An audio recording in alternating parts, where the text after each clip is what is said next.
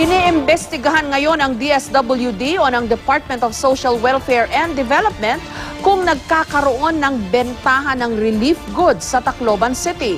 Iyan ay matapos masamsam ang ilang sako ng bigas na bahagi dapat ng relief goods para sa mga nasalanta ng Super Bagyong Yolanda. May report si Marisol Abduraman. Ito ang 17 sako ng NFA rice na nakumpiska ng DSWD sa kainan dito sa Tacloban City. Ang mismong Regional Director ng DSWD ang nakadiskubring ibinebenta ang mga sako ng bigas na rasyon ng DSWD. Isang Marchita Igrubay ang itinuturong may-ari ng nasabing kainan.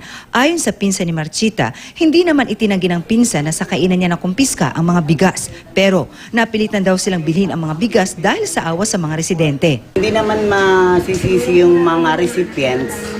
Kasi hindi naman lahat ang pangangailangan ay puro bigas. Hindi naman kami ang nag-canvas, hindi rin kami nag-convince the money will be used for medicine. 11 sako lang daw ang kanilang binili. Supply daw kasi sa kanila ang 6 na sako. Pinaiimbestigahan na ni DSWD Secretary Dinky Soliman ang nangyari.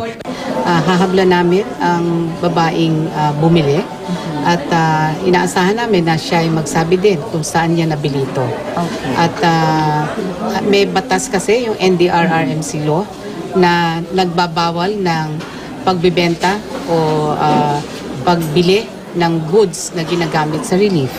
Aalamin din kung may kinalaman ng ilang taga-DSWD sa sinasabing bentahan ng relief goods. Apela ng DSWD sa publiko. Agad isumbong sa kanila ang mga makikitang maling gawain, lalo na kung sangkot ang mga taga-gobyerno. Pakiusap ko lang po, kung di na po nyo kailangan, maring meron pong nangangailangang iba.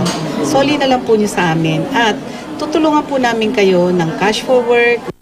Marisol Abduraman, GMA News.